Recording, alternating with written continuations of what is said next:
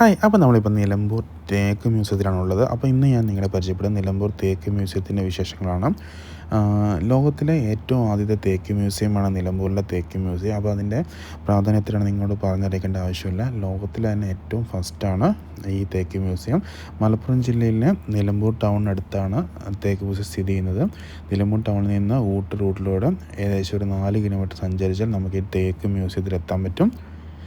ലോകത്തിലെ ഏറ്റവും പഴക്കമുള്ള തേക്കും ഈ നിലമ്പൂരിലാണുള്ളത്.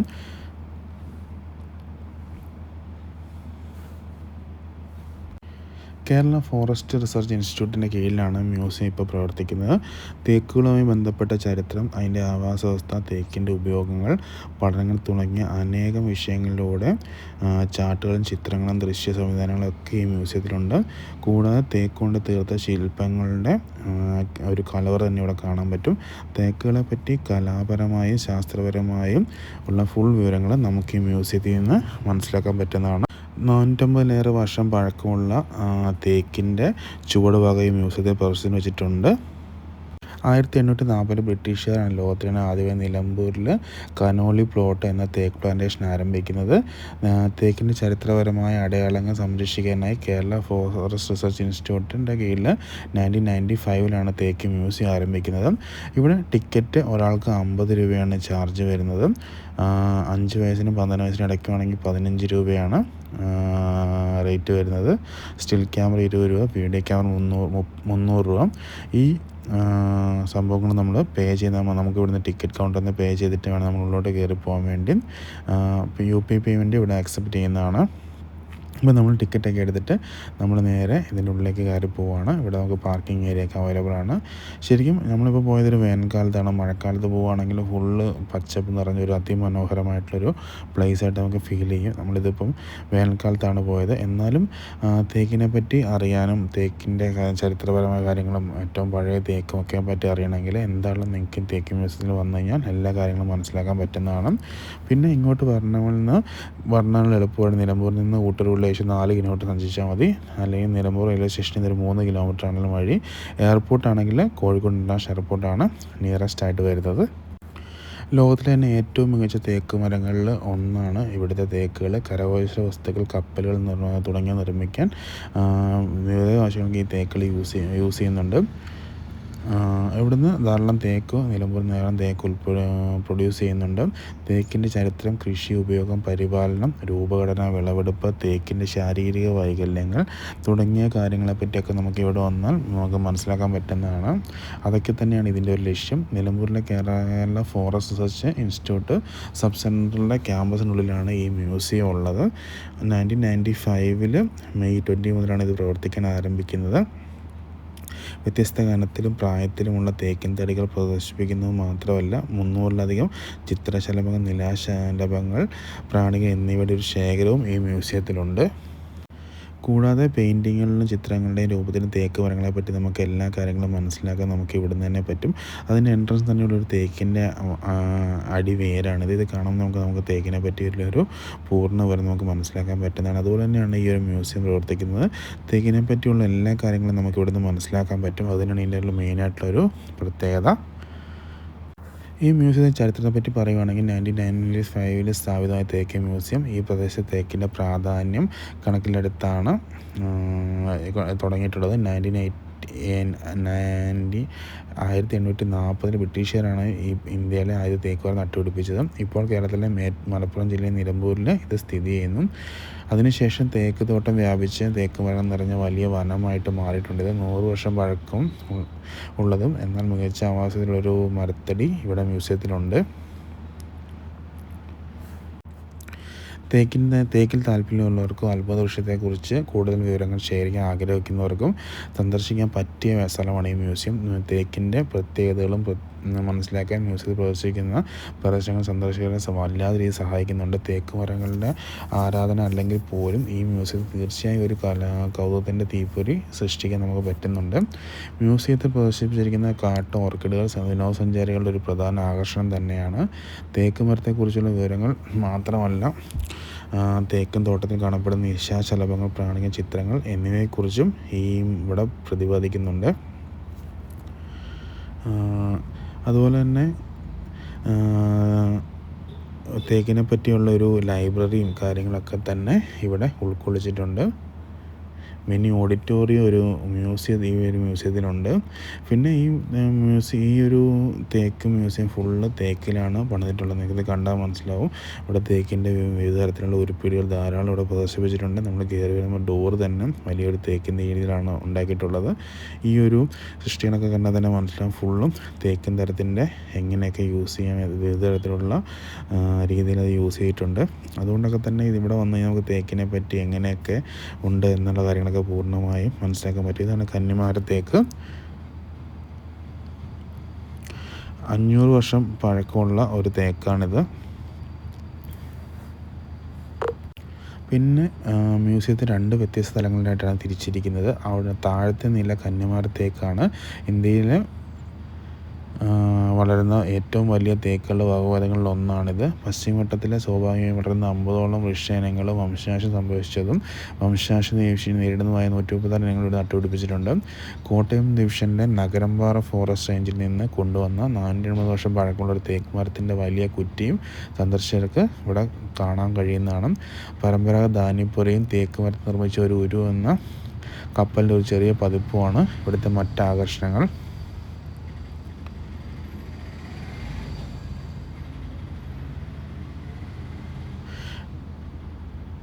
മ്യൂസിയത്തിൻ്റെ പ്രവൃത്തി ദിവസം പിന്നെ ചൊവ്വാഴ്ച മുതൽ വ്യാഴാഴ്ച വരെയാണ്. സമയം രാവിലെ 10 മുതൽ വൈകുന്നേരം 5 വരെയാണ്. പിന്നെ ഇവിടെ വരുന്നവർക്ക് ഏകദേശം മലപ്പുറം ജില്ലയിൽ നിലമ്പൂരിൽ നിന്ന് ഏകദേശം 4 കിലോമീറ്റർ ഇങ്ങോട്ട് വന്നു കഴിഞ്ഞാൽ നമുക്ക് ഇവിടെ പറ്റും. വിമാനവാഹനം പറയുന്നവർക്കാണെങ്കിൽ നമ്മുടെ മലപ്പുറത്ത് നിന്ന് 36 എയർപോർട്ടിൽ നിന്ന് 36 കിലോമീറ്റർ ഉണ്ട് ഇങ്ങോട്ടുള്ള ദൂരം. പിന്നെ ടാക്സി സൗകര്യം ലഭ്യമാണ് അവിടെ. തിങ്കളാഴ്ച ഒഴികെ ആഴ്ചയിലെ എല്ലാ ദിവസവും മ്യൂസിയം ഓപ്പണാണ്. ഞാൻ പറഞ്ഞ പോലെ തന്നെ രാവിലെ 10 മണി മുതൽ വൈകുന്നേരം 5 മണി വരെയാണ് ഇത് തുറന്നു കൊടുക്കുന്നത്. 4:30 വരെ പ്രവേശനമുള്ളൂ.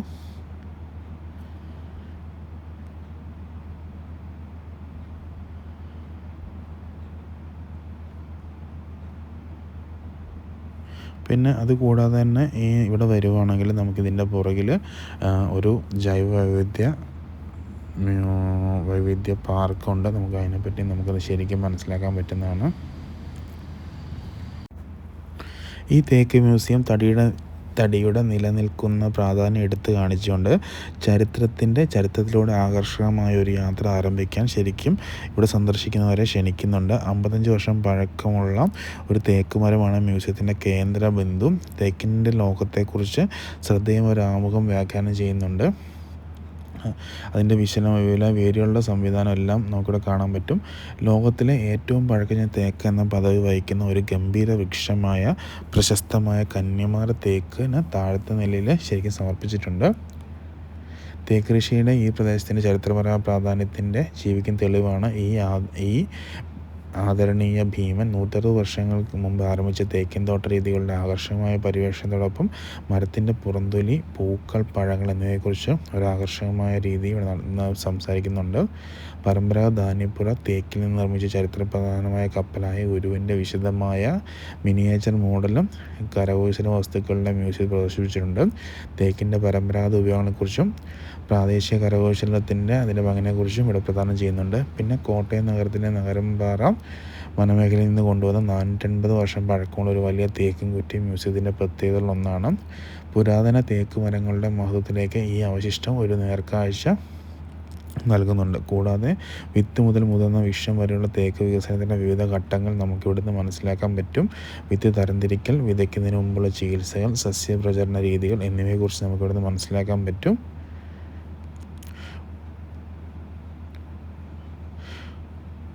മീറ്റർ നീളമുള്ള സമൃദ്ധമായ പ്രകൃതിദത്ത പാതയിലാണ് മ്യൂസിയം സജ്ജീകരിച്ചിട്ടുള്ളത്. ഈ പാതയിൽ സ്വാഭാവികമായി വളരുന്ന 50 വൃക്ഷയിനങ്ങളും വംശനാശ ഭീഷണി നേരിടുന്നവയാണ്. വംശനാശം സംഭവിച്ച 138 പശ്ചിമഘട്ട ഇനങ്ങളും 58 ഇനം പക്ഷികളും സ്ഥിരവാസികളും ദേശീയവാസികളും ഉൾപ്പെടുന്നൊരു ഏരിയ തന്നെയാണിത്.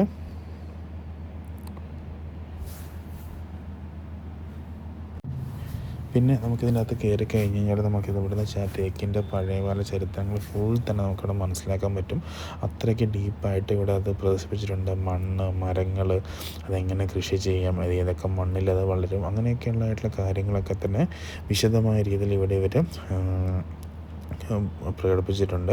പിന്നെ അതിൻ്റെ വിവിധ തരങ്ങളിലുള്ള എല്ലാം നമുക്ക് കണ്ട് മനസ്സിലാക്കാൻ പറ്റുന്ന പോലെ ചിത്രങ്ങളായിട്ടും ഒക്കെ തന്നെ ഇവരിവിടെ കൊടുത്തിട്ടുണ്ട്. അപ്പം തേക്കിനെ പറ്റി എന്തെങ്കിലും മനസ്സിലാക്കണം എന്നുണ്ടെങ്കിൽ നമുക്ക് ഉള്ള ഒരേ ഒരു ഓപ്ഷൻ നമ്മുടെ ഈ തേക്ക് മ്യൂസിയം തന്നെയാണ്. പിന്നെ ലോകത്തിൻ്റെ എവിടെങ്ങളിലൊക്കെ തേക്കുണ്ടെന്നും മ്യാൻമാർ, തായ്ലൻഡ്, അവിടുത്തെ തേക്കിൻ്റെ പ്രത്യേകതകൾ എന്താണെന്നും അങ്ങനെയൊക്കെയുള്ള കാര്യങ്ങളൊക്കെ തന്നെ നമുക്ക് കറക്റ്റായിട്ട് മനസ്സിലാക്കാൻ പറ്റുന്ന ഒരു അടിപൊളി സ്പോട്ട് തന്നെയാണ് നമ്മുടെ ഈ ഒരു തേക്ക് മ്യൂസിയം. അത് ഒരു ലോകത്തിൻ്റെ ഒരു മാതൃക തന്നെ നമുക്കവിടെ കാണിച്ചു തരുന്നുണ്ട്. ഇതൊക്കെ തന്നെ കാണുമ്പോൾ നമുക്കത് പെട്ടെന്ന് മനസ്സിലാക്കാൻ പറ്റുന്നതാണ്. ഇതൊക്കെ തന്നെയാണ് നമുക്കിതിൻ്റെ മെയിനായിട്ടുള്ള അട്രാക്ഷൻ. ഇതാണ് ഞാൻ നേരത്തെ പറഞ്ഞ ഒരു തേക്കിൻ്റെ ചുവട് ഇവിടെ വെച്ചിട്ടുള്ളതും. അത്രയും പഴക്കമുള്ള ഒരു തേക്കിൻ്റെ ചുവടാണ് ഇവിടെ വെച്ചിട്ടുള്ളത്. അതിൻ്റെ നീളവും വീതിയൊക്കെ തന്നെ ഇവിടെ മാർക്ക് ചെയ്തിട്ട് നമുക്ക് കണ്ട് മനസ്സിലാക്കാൻ വേണ്ടി തന്നെയാണ് ഇവരത് അത്ര ഡീപ്പായിട്ട് ഇവിടെ പ്രദർശിപ്പിച്ചിട്ടുള്ളത്. അപ്പം തന്നെ നമുക്ക് ഈസി ആയിട്ട് ഇതിൻ്റെ കാര്യങ്ങളൊക്കെ തന്നെ നമുക്ക് മനസ്സിലാക്കാൻ പറ്റും. അതൊക്കെ തന്നെയാണ് ഈ ഒരു തേക്ക് മ്യൂസിയത്തിൻ്റെ ഏറ്റവും വലിയ പ്രത്യേകത. നമുക്ക് കണ്ട് മനസ്സിലാക്കേണ്ട കാര്യങ്ങളൊക്കെ തന്നെ ഇവിടുന്ന് അതിൻ്റെ രീതിയിൽ കണ്ട് മനസ്സിലാക്കാൻ പറ്റും. ചരിത്രത്തിൻ്റെ സാക്ഷി എന്നൊക്കെ പറഞ്ഞിട്ട് അവരത് രേഖപ്പെടുത്തി വെച്ചിട്ടുണ്ട്. പിന്നെ ഇതിൻ്റെ കഥയും എല്ലാം ഇവിടെ രേഖപ്പെടുത്തി വെച്ചിട്ടുണ്ട്. കോട്ടയം ഡിവിഷനിൽ നിന്ന് കൊണ്ടുവന്ന തേക്കെന്ന് പറഞ്ഞ ഒരു തേക്കിൻ്റെ കഷ്ണമാണിത്. പിന്നെ ഇവിടെ നമുക്ക് തേക്ക് കൊണ്ട് ഉണ്ടാക്കിയ കുറേ ഫർണിച്ചർ ഉരുപ്പടികളും കാര്യങ്ങളൊക്കെ തന്നെ കാണാൻ പറ്റും. അവിടെ നമുക്ക് വീണ്ടും മുകളിലേക്ക് പോകാം. മുകളിൽ ഇതിൻ്റെ വീണ്ടും ഓരോരോ ഐറ്റംസും കാര്യങ്ങളൊക്കെ തന്നെയുണ്ട്. വിവിധ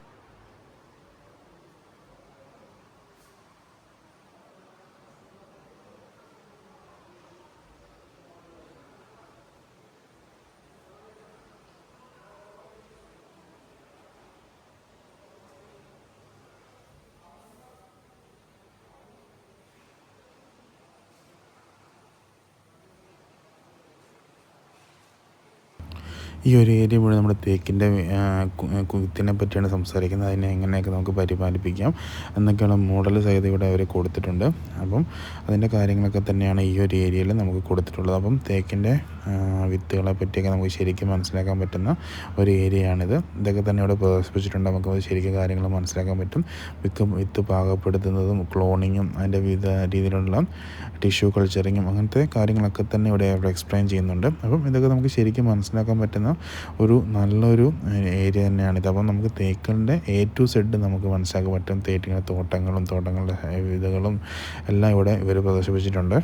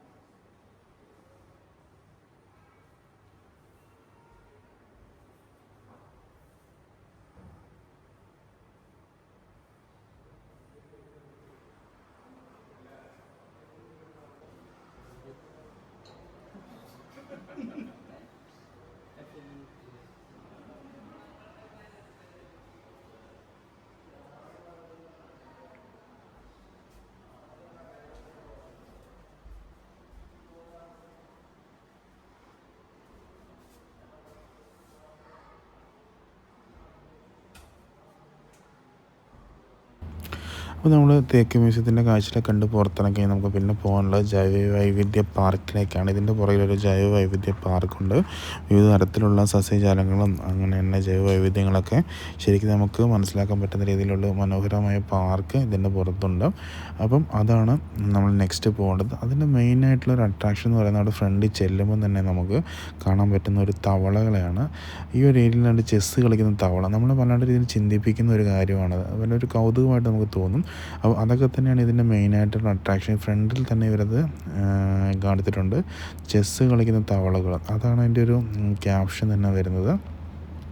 ചെസ്സ് കളിക്കുന്ന തവളകൾ ഫ്ലോഗ്സ് പ്ലേയിങ് ചെസ് അന്ന് ഇതൊക്കെ തന്നെ നമുക്ക് വളരെ നമ്മളെ അട്രാക്റ്റ് ചെയ്യുന്ന ഒരു രീതിയിൽ തന്നെയാണ് ഇതിൽ പ്രസൻറ്റ് ചെയ്തിട്ടുള്ളത്. അതൊക്കെ തന്നെയാണ് ഇതിൻ്റെ മെയിനായിട്ടുള്ള അട്രാക്ഷൻ. ഇനി പിന്നെ നമുക്ക് പോകാനുള്ള ഈ ജൈവ വൈവിധ്യ പാർക്കിലേക്കാണ്. ഇതിൻ്റെ അകത്ത് നമുക്ക് ധാരാളം സസ്യജാലങ്ങളും അതിൻ്റെ വെറൈറ്റീസും കാര്യങ്ങളൊക്കെ തന്നെ നമുക്ക് നല്ല രീതിയിൽ മനസ്സിലാക്കാൻ പറ്റുന്ന ഒരു നല്ലൊരു ഏരിയ തന്നെയാണ് ഇത്.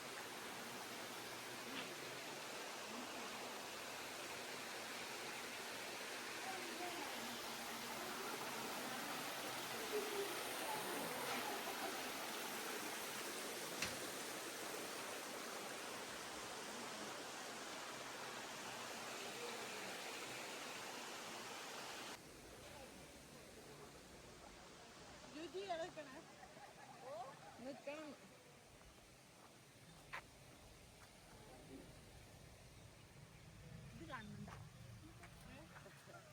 ഇല്ലല്ലോ, ഞാൻ അതിനെയാണല്ലോ ഞാനത് ഞാൻ കഴിയും കെട്ടി. ഞാൻ കൂടി